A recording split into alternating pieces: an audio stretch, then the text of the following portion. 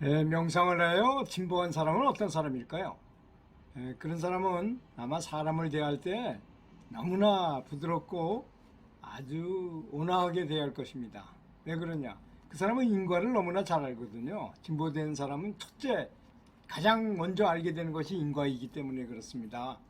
내가 이렇게 상대방이 잘못한 거는 관대하게 용서할 줄 알고 나 자신한테는 아주 엄격하게 하도록 이렇게 할 것입니다. 또 물건을 쓰되 아주 굉장히 아껴서 쓸 것입니다. 그래서 옛말에 있잖아요. 그 선지식을 찾았죠. 스님들이 선방수자들이 3개월 동안 결제라는 걸 해서 계속 육명정진을 하다가 3개월 동안은 또 계속 여러 곳에 계시는 선지식들을 찾아가서 질문도 하고 가서 이렇게 배움을 얻고 이렇게 운수행각을 하라고 이렇게 교육을 하잖아요. 근데 어디 선지식이 있다 그래서 가서 올라가는데 보니까 콩나물 대가리가 둥둥 떠내려오는 거 보고 야 여긴 선지식이 없다 도로 가자 이렇게 했을 때 어떤 스님이 헐레벌떡 뛰어내려오더라는 거 아닙니까? 그랬더니 그 콩나물 대가리 주스로 그렇게 뛰어내려와서 잡아가지고 올라가더라는 거예요. 그래서 다시 돌아서 갔다. 이 말은 아주 사소하고 별거 아닌 것 같이 들리지만 사실은 굉장히 중요한 의미가 있는 말입니다. 이게 깨달았거나 등급이 높은 사람은 절대로 그렇게 행동을 할 수가 없기 때문입니다. 있을 수가 없어요. 그렇게 하는 건. 풀 하나 밟아도 풀이 괴로울까봐 걱정하게 되고 저쪽 동네에서 개를 죽인다 그러면 그 고통이 나한테까지 전해지는 거예요. 그래서 채식을 하느라 말으라가 아니라 모든 만물이 동일체라고 느껴지기 때문에 내가 내 살을 어떻게 먹느냐 이렇게 생각하는 걸 정도인 것입니다. 그리고 이제 고기를 먹어도 신통을 부릴 수도 있는 사람도 있고 산매될 수 있는 사람도 있습니다. 그리고 어떤 경지에 이르르기도 해요. 그래서 그런 말씀을 부처님이 하셨잖아요. 부처와 마왕의 차이는 별로 없는데 힘은 비슷한데 부처는 자비심이 있고 마왕은 자비심이 없는 것이다. 이 자비심, 그래서 불교를 한마디로 얘기하면 자비이고 그 자비가 너무 커서 큰 대자를 2번 써가지고 대자대비라 한다는 것입니다. 그리고 감정이 메마른 사람, 아주 까칠한 사람, 피도 한 방울, 피도 눈물도 없는 사람, 피도 안 나오고 눈물도 없는 사람, 뭐 슬픈 일에도 슬퍼하지 않는 사람, 그런 사람이 어떻게 깨우친 사람이라, 진보된 사람이라 할 수 있습니까? 또 조금 어떤 경지를 봤다 그래서 근데 그 문제는 뭐에 있느냐? 어떤 경지를 보면 그 경지가 세상에서 가장 좋은 걸로 알게 된다는 것이 문제가 있습니다. 이제 뭐 저는 뭐 어떤 이렇게 신통을 보거나 뭐 이렇게 되니까 내가 하면 다른 사람도 다 한다고 느껴졌어요. 그러니까 자기만 그런 걸 겪었다고 느끼는 사람은 그 사람은 뭔가 마구니한테 씌인 겁니다. 그거는 내가 참 뛰어나다고 생각. 사실 어떤 진정한 경지를 얻은 사람은 겸손할 수밖에 없어요. 모든 사람이 다 부처처럼 보이고 부처님은 굉장히 높다는 걸 알기 때문이죠. 그리고 아주 작고 사소한 일에 신경질을 부리지 않습니다. 또 밤에 잠을 자지 못하고 불안해하지도 않죠. 그런 사람이 어떻게 진보된 수행자라 하겠습니까? 명상은 정말로 열심히 아주 신실하게 하는 사람은 지혜가 나도 자기 자신도 모르게 높아져서 이해력이 높습니다. 여러 가지 면에서. 또한 그 인과를 알기 때문에 지극히 겸손합니다. 만나는 모든 사람을 부처님처럼 존중하게 되게 된다는 것입니다. 내가 소중한 만큼 남도 그렇게 보이는 거죠.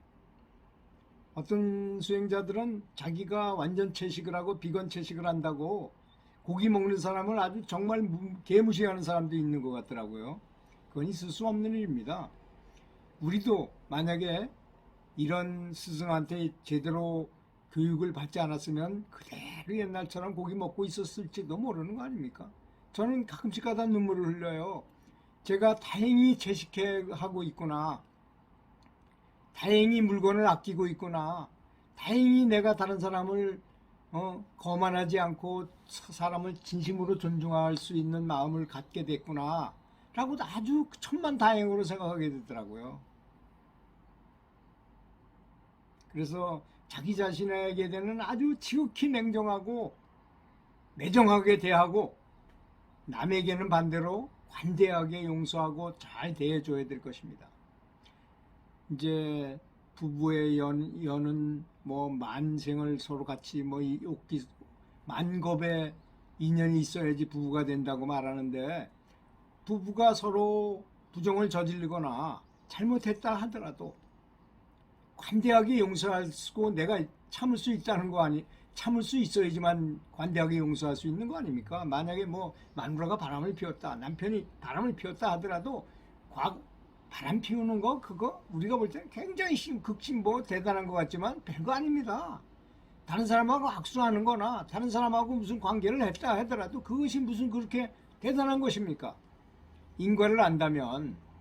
근데 그걸 보고서 내가 펄펄 뛰고 거기에 대해서, 여러분 까비르의 얘기를 좀 아셔야 됩니다.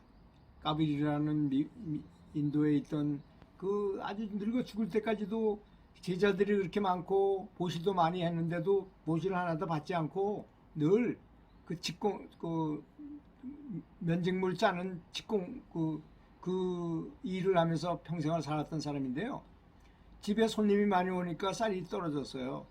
그래서 그 아내가 이제 원래 아내였지만 이제 뭐 자기 남편을 스승처럼 모시고 사는 아내죠. 그렇게 살아왔으니 같이 살고 있지만 실제적으로 뭐 제자나 다름없는 아내가 얼굴이 파만하게 생기고 까비르가 스승이니까 뭐 자기하고 성관계를 안 하고 한다는 소리를 듣고, 거기 있는 그 옛날에 방앗간하는 사람이 부자였잖아요. 방앗간 지기가 나하고 말이야 연애 한번 하자 하면 내가 쌀도 주고 뭐 어떻게 하겠다 그렇게 이제 까비르한테 얘기했어요. 그랬더니 까비르가 비 오는 날 손님은 많이 왔는데 쌀이 없어. 그래서 소나기가 오는 날 이 마누라를 등에다 업고서 그 방앗간을 찾아갔어요. 그 사람한테 쌀을 얻으려고. 그래 그럼 가서 가서 한번 연애 한번 해주고 쌀 좀 얻어와라 해가지고 직접 마누라를 업고서 그 빗길을 갔습니다. 근데 이 방앗간 사장이 이렇게 보니까 비가 오는데도 불구하고 마누라를 업고 오는 까비르에는 비가 하나도 비가 젖지 않더라는 거예요. 그 모습을 눈으로 생생히 보고 있어요. 감히 그런 분한테 어떻게 그 마누라를 겁탈하고 할 수 있겠어요. 그냥 절을 하면서 그냥 그 자리에서 몇가마의 쌀을 그냥 모시겠다고 하는 얘기가 돌고 있습니다.